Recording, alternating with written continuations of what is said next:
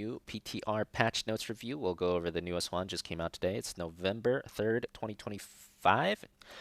New PTR patch. All right, so first thing here is map updates. So they're doing quite a few map changes. This is as a follow-up to the fort changes that they did from last patch. So first off, we have a new fallback tower has been added to the longer lanes. Longer lanes only, it sounds like, on each of the following maps here. And it's quite a few maps. So this seems like it's intended to make diving a little bit more difficult. But the positioning of the tower, someone had an image of it here, and it's like super far back, right? This is like crazy far back in a long lane. So like I guess it seems like they still very much want you to be able to play aggressive into buildings, and like the top half, of the fort seems perfectly fine to play aggressive in. They just don't want you to dive like in this bottom half. I don't really think that's gonna do that much. That seems pretty far back. Like I don't really think that does much of anything, but better than nothing, I guess. I don't love that too much. Attacks from towers near keeps and core will now reduce the hero armor, and they're reducing the armor. Okay, so they're proposing to increase the minus armor from the keep and core attacks. So they're doubling it from 10 first hit, 20 second hit to 20 first hit, 40 second hit. And they're going to remove the allies get armor, and instead they're just going to double the minus armor. Um, and the attacks from the tower, the fallback tower, will also reduce hero armor. So they're proposing that the attacks from this second tower will reduce the hero armor, but not the first one. I don't really like this whole thing.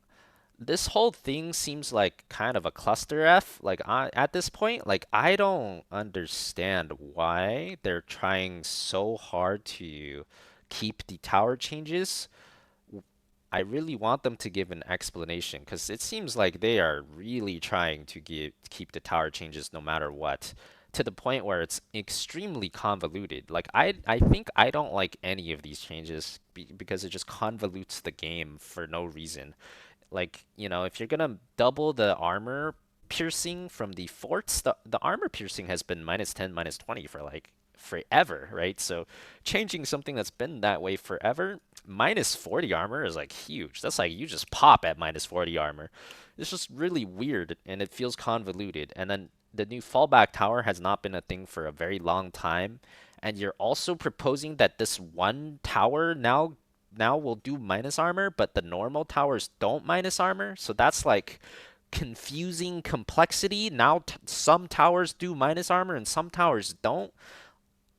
I like, why? My question is just like, why? Why are we like bending over backwards, stretching like crazy to try to keep this in? I don't understand why there's that desperate to keep the tower aggro change. It doesn't really make sense to me at this point.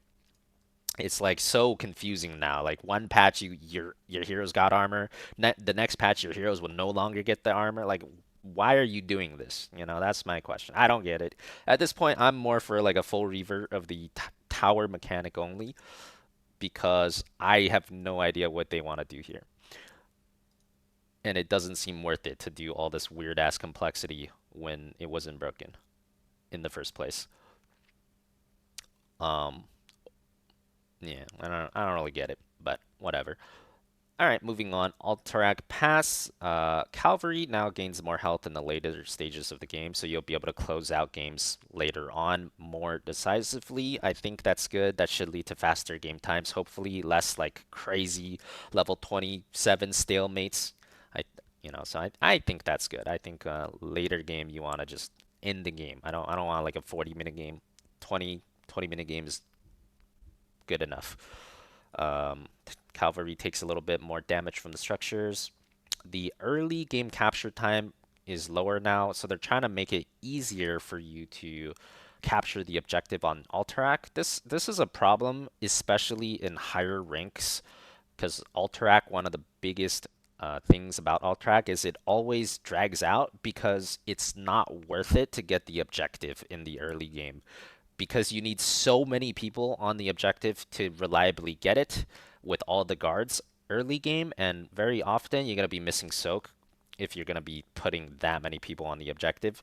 So in higher ranked games, no one really gets the objective early game. They're more focused on soaking. So it's just it ends up stalling the objective for a long time. So they're trying to fix the problem there. That's nice. The first spawn will only have one defender instead of like three, so it's much easier to cap. So yeah, I think that's a good change. It's kind of like targeting the weakness of the map at higher ranks for Alterac. On Braxis, we have early game OBJ. Zerg waves are 15% lower health, but they scale harder after 15 minutes. That seems like pretty straightforward, just less snowball, right? Like early game objective weaker, that's less snowbally. And then later game after 15 minutes, it'll be easier for you to end. I'm okay with that. I'm okay with both cases. Garden of Terror health scaling got increased, but they didn't say how much or anything. So uh, okay, whatever. No, it seems to just be like maybe we end the game late game a little faster. Um, Infernal Shrines early game objectives have lowered health by 15%. So this is the Punisher. Punisher's 15% less HP, easier to kill.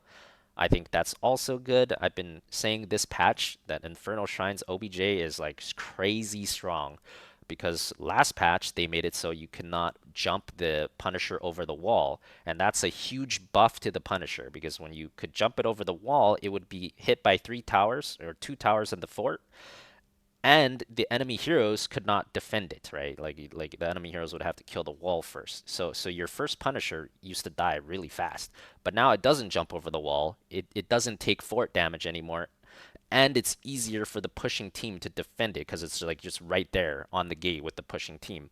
So the first Punisher is like crazy strong. So it's good that they're nerfing it. Definitely good to nerf that.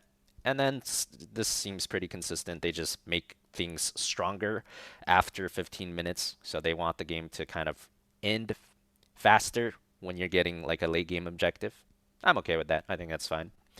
Um, and then nukes basically now deal double damage. Maybe they're doing too little damage. They still haven't put this in the rank map pool, so I haven't played this map really. So it seems like nukes will do more damage on warhead. So that's all of the map changes. I'm reasonably happy with most of them. I have no problems with any of the changes there. And let's see. So now we get into the hero changes. So this is the really interesting stuff. This is like the first changes that I've read where it's like I'm pretty excited about it. And it seems like it's going to make the game a lot more fun. Previously, all the changes that, we've been getting on the patches, they seemed like very responsible, very, you know, they're like very cautious changes where they're just buffing like a hero that's been really weak for a long time, um, or they're buffing some really weak talents, or they're doing like a minor talent rework that doesn't really matter that much. So that was like most of the changes before. These changes, however, look really big and they're quest changes, and I love quests. I'm always down for more quests. So these are very exciting. It's probably the most exciting changes I've seen in like 5 years or more since we've been getting patches again. So pinnacle rewards have been added to multiple heroes. These will be hard to obtain, but they will provide powerful rewards. So what are pinnacle rewards? Well, we'll keep reading. They'll kind of explain it. So for Falstad, they're kind of reworking all 3 level 1. So dishonorable discharge, this is the W quest, right? So now you're getting bonuses in multiple tiers. So at 20, 45, and 150, you get bonuses. At 20 hits, you gain 30% damage. 45 hits, you gain 75% damage and some cooldown reduction. And the pinnacle reward is the like final quest reward. So now the quests are like tiered, 1, 2, 3 tier, and the third tier is going to be extremely hard to hit. But if you hit it, you get like a really powerful reward. That's basically what the pinnacle reward will be. So at 150 hits, lightning rod will provide 2 additional strikes. That's actually That's actually not that like that's not that crazy honestly for this specific one. But yeah, that's in general that's what pinnacle rewards are gonna be. So that's the W quest. Then we have the auto attack quest here. So same thing here. It got reworked. You gain lower attack speed at level 1. However, you now get one stack per minion, 5 stacks per heroes. So the stacking rate is faster now. At 50 stacks, you gain 20 attack damage. At 125 stacks, you gain 50 attack damage. And then the Pinnacle 300, you gain 125 attack damage, which is like a ton of attack damage. And this doesn't seem... So basically, you kill 300 minions. Is that hard? I don't think that's that hard. I mean, you're gonna have to be double soaking a lot, but I could see you getting this at like level 20. I feel like this is doable. So yeah, this is pretty interesting. Gonna have to experiment and test all of these to know which ones are good, which ones are not, but I definitely like this format. This is a very exciting format. Seems like it'll make the games more fun. You have like so many more quests to work towards now. Same with Falstaff's Q quest, right? 30, 80, 150 now. And it's damage, 30% damage, 50% damage, and then 70% damage. Um, and you also lose some stacks on death, but once you get to one of the milestones, you will not lose that milestone. So if you get to 30, you die, you don't lose any. If you're at 29, you die, you lose 8 stacks. Uh, so yeah, some risk reward there. I think that's fine. What did I say about fort armor and fallback tower? You missed it. They're proposing no more fort armor. They're removing the fort armor and they're adding a fallback tower. So they're adding one extra tower on the long lanes. Yeah, that's basically it. All right, moving back to Gul'dan. So this is basically all more quest stuff. Level 1, this is the E quest for Gul'dan. So now you need 60 stacks in order to get the reward, which is the E goes backwards 3 times once you finish it, right? But there's a new reward now. If you can get 100, the E now heals you for 50% of the damage it deals. And the Gul'dan E does like a truck ton of damage. So like this is gonna be like a huge amount of healing if you get the pinnacle reward. Uh, and then we have the Gul'dan Q quest here, I believe. Q quest, a little bit bigger radius on your Q. And if you die, you lose a few quests stacks. But this one is so easy to complete, I don't think that really matters. So that's cool. Looking forward to this pinnacle reward. I think for Gul'dan, most people go Q build right now. I feel like it's like a more consistent build. So adding something to the E build to make people play it more is nice. Kerrigan, a lot of changes here as well. So we have Kerrigan E cooldown reduced, damage reduced a little bit, moved over to the initial damage. Overall, this is plus 15 damage and minus 30 damage. So it's minus 15 damage overall, but you're getting 2 seconds CDR. Like I feel like that's a buff. Like 20% CDR in, versus minus 15 damage. That's like a buff. That's very nice. So Kerrigan E got buffed. Kerrigan Q damage lowered a little bit. Kerrigan W also got CDR.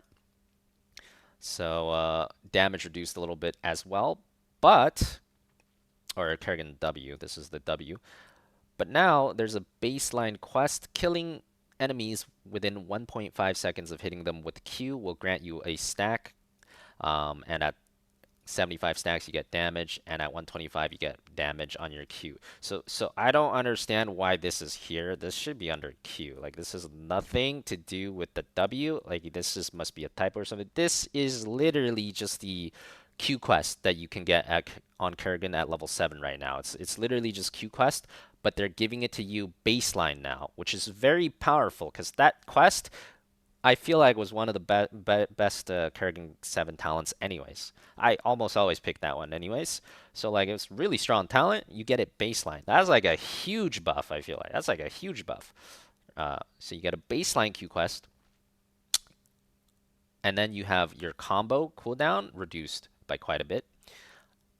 And for your passive, you get like half of the level 1 that everyone picks on Kerrigan for free as well. So they're also giving you the level 1 where, is the one everyone picks it does two things. It does increase the amount of shields from basic attack from 10 to 20%, and it also makes your basic attacks cleave, right? So you get half of that baked into your baseline now, which is also really good. So, they're obviously doing this because everyone picks these talents. No one picks any of the other ones, so they're just giving it to you now for free, so you get more talent variety. But this is like huge Kerrigan buffs in my opinion. Like this is like Kerrigan could be like the next best hero in the game if all this goes through and nothing else happens. Like I think Kerrigan's the best hero in the game. I mean, you're giving her two free talents now. She gets two extra talents now, and she gets CDR on her combo. And all she's losing is like a little bit of damage. Like it is like a tiny bit of damage. It's not even much. You're gonna get it back anyways with the baked in quest. So really, really strong Kerrigan changes. Very interesting. And then we have some talent reworks here. So since they're giving you the shield buff for free on the level 1, you're not going to get it anymore. So this is just going to make your auto attacks cleave now, I guess, and nothing else. There's a new level 4. You can get attack speed, 25% attack speed after using Ravage.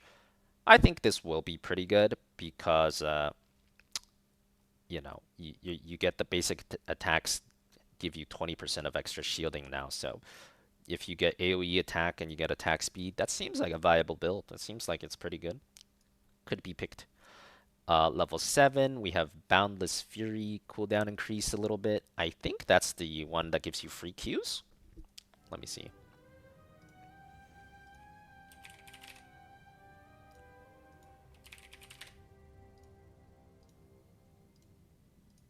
Yeah, that's the one that gives you free Qs. That's like the one everyone picks anyways. So slight nerf on that. That doesn't really matter.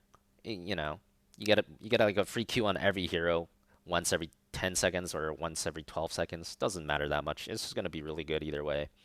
And then a big cooldown reduction change for Queen of Blades. So this is the Q talent. Reduce the cooldown of your Ravage by 3 seconds and increase its damage to minions and mercenaries by 100%. So you, 1 more second cooldown reduction on Q. That's fine. No one ever picks it. The problem with this talent is like your Q is supposed to be reset, like if you're playing Kerrigan well, you're trying to reset your Q by killing things at 1 HP, then it resets, right? That's the functionality of Kerrigan Q. So like cooldown reduction doesn't really make that much sense. When you play well, you just get another one for free entirely. So like that's why no one ever picks this. I still think no one's gonna pick it. But whatever, they can keep buffing the number if they want. Alright, small damage nerf on Ultralisk. Small HP nerf on Ice Block, Kerrigan's level 13 stasis. Small nerf on the HP regenerated. So basically a small nerf to Kerrigan's Ice Block, which is the only talent people pick at 13 these days. So it makes sense why they're nerfing it a little bit. Small nerf to the level 16 damage, and Omega Storm actually small buff, or reasonably big buff actually. This is the level 20 Maelstrom ultimate. Basically, if you're hitting multiple people with your Maelstrom, you're going to have it forever. So that's going to be fun, but I feel like Bolt is still going to be better at higher ranks.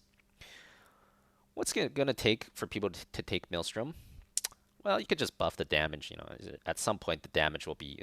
People take Ultralisk more because it stuns. Like, stun is really nice, right?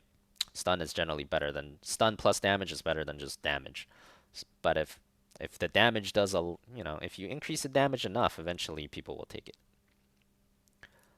Alright, Sylvanas. What do we got here? So they're changing the name of her passive from Banshee's Curse to Black Arrow. Now you have a new baseline quest on Sylvanas. So they're probably moving the level 1 quest into baseline, right? So you just need to deal damage to non-minions with 3 stacks of Black Arrow. At 200 stacks, you gain increased passive damage by 50%, and at 400, you gain 50% lifesteal against anyone you have 3 stacks of your passive on. This seems extremely strong. This seems like one of the best pinnacle rewards. 50% lifesteal is a lot. So in comparison, Sylvanas' lifesteal talent that we have right now, the level 16 one, That one gives you 15% lifesteal. So this, if you get this pinnacle reward, this is more than 3 times the current level 16. So it's more than 300% better than the current level 16, which, to be fair, that current 16 kind of sucks, but you know, this is a really big reward if you can get here. And one kind of confusing thing for me here is it doesn't say heroes, because for Sylvanas' current quest, you can only get stacks on heroes, right? You need to get 3 passive stacks on a hero, and then you press W on them, and then you get the stacks. Well, this quest just says deal damage to non-minions. That's kind of a really big deal if it's exactly as worded. Because first of all, this is not just your W. So now you can get things on auto attacks. You can get things on what, like Q. Like if I Q the guy and he has 3 stacks and my Q goes pew, pew, pew, pew, pew. Like, do I just get 5 stacks just like that? I should, with the way this is worded. So if this is worded correctly, this is like way easier to stack because it's not just W anymore. It's just any damage. And the other thing is, it doesn't say heroes. That part makes me a little weirded out. I feel like that should be only heroes. Like what? You just mark like a night camp with 3 stacks, and then you just start dinging off of like mercs. The enemy does a boss, and then you just mark the boss with 3 times, and you just get like 100 stacks off the boss. Like, there's no way, right? This has to be like a typo, or they need to change it to heroes only. This should be heroes for sure, not non-minions. Oh, you think this will work on structures? Yeah, that's crazy though. I don't think this should work on structures because that is like way too easy. You gonna have 400 stacks every game for sure if this works on structure. Like, there ain't no way they mean that, surely. But anyways, we'll see what happens. So now there's a new level 1 dagger talent. My guess is they're probably removing the quest because they baked it into the baseline, right? So now there's just a new talent to replace that quest. You just get 20% more damage on your W, and you increase the duration, which is going to be more damage as well. So it's going to be just the damage buff on your W. New level 4, you can now activate your passive to cause all damage dealt to stun non-heroes. 90-second cooldown. So I guess the only difference I can think here from normal Sylv passive is bosses. Like what? Like the only what's the difference from the normal Sylv passive? Or are they removing the Sylv passive and they're just putting it here? I'm a little bit unclear on that. But yeah, if you still have the baseline passive and you can still use it just like before, then the only difference is you can stun bosses. Or they're removing the baseline passive and you only get it now if you pick this. I'm not sure which one it is. Oh, they removed the passive. Okay. That makes a lot more sense. Okay, so now if you want to play the split push Sylv, you gotta pick this one in order to get your passive back to freeze buildings and freeze waves and stuff. So now you gotta pick it. It's replaced by the quest, I guess. I'm fine with that. I kind of like that actually. Now you can really differentiate your playstyle at level 4. If you really want to split push, you got to take this. It's kind of interesting.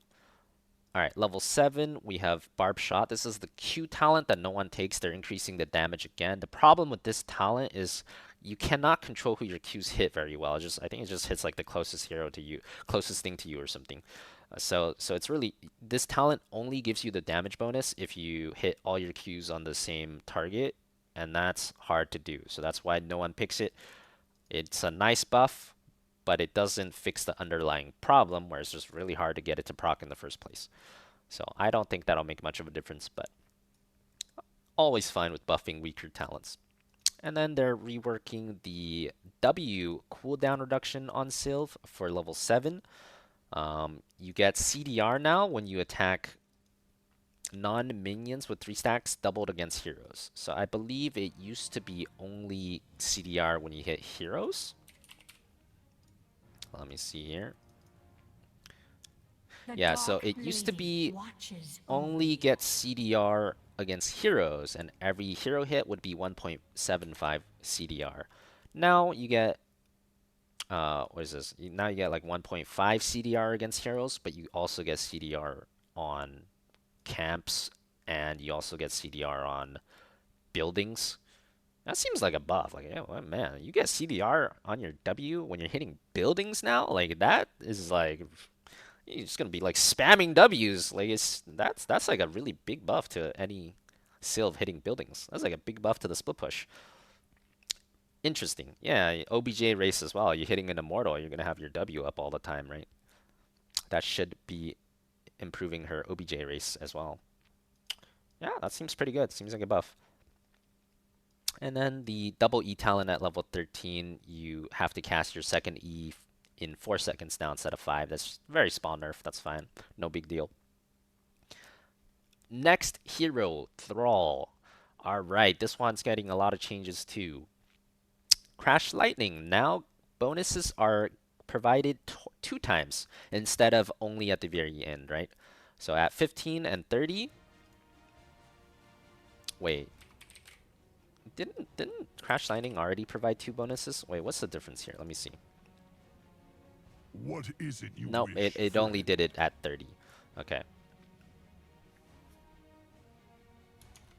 So the old Crash Lightning gave you 12 damage every time you got a stack. And at max stacks, you get 360 damage. So 360 damage, but now you get 240 times 2, which is 480 damage, right? So now you get quite a lot more damage on full completion, but you do lose stacks on death. But you cannot lose the milestones that have been completed. So they gave it 20. I think they gave it 25% extra damage once you're completed, but it's easier to lose now. So higher risk, higher reward. Echo of the Elements. This is the blue Q level 1. We have 3 quest points now: 20 stacks, 40, and 100. Now this one is really confusing to me, because the way current Echo of the Elements is worded is every stack is you have to kill the minion after you queue it within like 1 second or something, right? 1.5 seconds. Right. So the current Echo of the Elements is 10 stacks and 20 stacks. Those are the current rewards. So they're proposing to change it to 20, 40, 100. That is kind of crazy to me, because like right now you gain the second Q charge at 20 stacks, but they're moving it to the pinnacle reward at 100. And the other quest talents are not even that good. Like at 20 stacks, the mana cost gets reduced. Right now, you get that at 10 stacks. And at 40 stacks, your lightning bounces one more time. Like that literally doesn't even matter, I don't think. Like no one cares. Like that's like one more stack of your passive. It's gonna hit like one extra minion somewhere in Narnia. Like that doesn't even matter. So like this, if every stack still is the same way, where you need to queue the minion and last hit it in a second, this is like an omega nerf. Like this talent is dead. If this is they need to like if it's the same way to stack, this talent's completely dead, because it's basically the exact same talent. There's like no relevant difference, but instead now you need to kill 100 minions instead of 20 with your Q. So completely dead talent if they don't change this. This is like super weak. This needs some balancing, if I'm understanding it correctly. And now Rolling Thunder is not level 1 anymore. Rolling Thunder is the talent that the green one at level 1. It's the most picked one, I think. They buffed it like a million times, so it got really strong. It gives you percent damage and percent healing. So yeah, I guess you can't pick it at level 1 anymore. At level 7 is significantly weaker, I think, at level 7. There's a lot more strong talent choices at level 7 to compete with it. But instead, they're moving Maelstrom Weapon to level 1. And I love this change. So this is, the level 7 quest where every time you hit someone with your E, you get 1 stack, and it gives you extra attack damage with the stacks. So now you get bonuses at 20, 40, 75 rather than like, 1 damage every 1 stack. So it's effectively similar though. At 20 stacks, you gain 20 damage. At 40 stacks, you gain 60 damage. You get both of these now. And at 75 stacks, your passive heals you for twice as much. I believe that's what this should mean. That seems like a really good pinnacle reward. Thrall healing is already really good, so Thrall healing doubled sounds insane. Like, that's really good. This is a very compelling level 1, I think. And when you start stacking at level 1, you can get these suckers way easier, right? Like, there's a huge difference between a stack quest at level 1 and a stack quest at level 7. You guys think this is a 3x? Okay, yeah. The way it reads, it should be 3x. That's like bonkers then, That's that triple Thrall healing. Triple Thrall healing is like absolutely bonkers. This is definitely one of the strongest pinnacle quests as well. Which is really weird because like this is like the worst thing ever, and this is like so strong, right? These pinnacle quests are obviously not balanced very well, but this is definitely a super strong one. And I like it. I want the pinnacle quests to be like if they want to make it super strong, they need to be like this. They can't be like this. They need to be like this. This is actually super strong. And yeah, I don't even think 75 stacks is hard to get. The main problem with Maelstrom Weapon was you only got it at level 7. So when you get it at level 7 and you start stacking from level 7, it's so slow. But when you can start stacking from level 1, you're gonna get way more stacks. Um, and the rewards are way better now. So this is probably really good talent now. Once they move it to level 1. All right, level 16, Tempest Fury no longer gives you additional stacks. This is the 16E. So they're 16E that gives you triple hit on your last E. So I guess they're like no cheating. You can't get free stacks off that anymore. You gotta get your pinnacle fair and square. That's fine. Still seems pretty easy for me to get 75 stacks. I think that's no problem. And then a little bit of extra damage on the 16Q. And then Bolt of the Storm with E attached at level 20 for Thrall. 10-second additional cooldown. That's fine. That talent is like super strong anyway, so nerfing it a little is fine, I think. Hey, what's up, Burton? Yeah, we're getting to the end here. So the last change here is Zul'jin, and I had given up on this one. I had totally given up. I didn't think this was ever gonna happen because I feel like it's been like 6 months since they capped stacks on Zul'jin, and I've been complaining about it the whole time, but they didn't change it, and we had like 3 patches since then. They never did it. Hey, Tank is here. Hey, we're back, Tank. Your favorite hero is back, baby. So they reverted the attack damage buff. That's fine, but the most important thing here is Zul'jin is uncapped again. You can have as many stacks as you want again. And the way that they're going to try to balance this is you're going to lose 3 stacks every time you die. 3 stacks is 15 auto attacks because 5 auto attacks is 1 Zul'jin stack, right? So I think it's a really good way to balance it. I think this is a good way to balance it. I like what they did this time. Um, it's a very high risk, high reward, and yeah, I do feel like killing Zul'jin and making him lose stacks will feel better for the enemy team. The main problem that I think they were struggling with Zul'jin is the other team found it to, when you're against Zul'jin, many people felt like there's no counterplay. The guy just hits your tank, he hits your tank, he's getting stronger, and a lot of people feel like there's just no counterplay. There's nothing you can do against that. But now there is. You kill the guy, he loses a shit ton of stacks. Kind of like Butcher, but ranged, right? So that should help alleviate the problems of playing against him.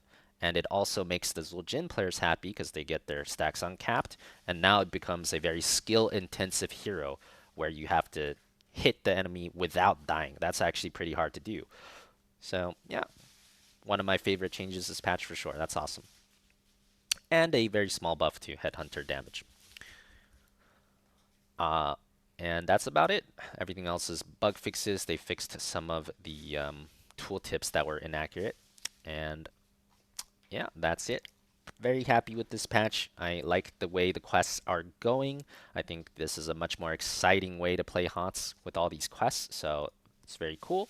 I think some of the quests might need a little bit of tuning. Some of the pinnacle ones are kind of weak, especially the Echo one and the Falstad W one, but they can tune those numbers really easily. So that is the patch notes review. There you go.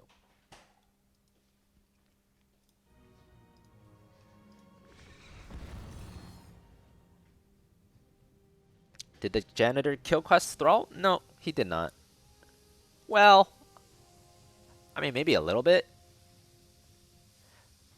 You cannot have quest at 147 anymore. You can only have quest at 1 and 4. So maybe a little bit.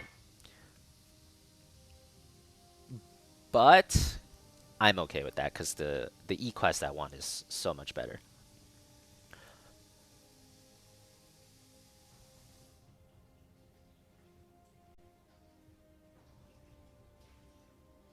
Yeah, there's more milestones as well. So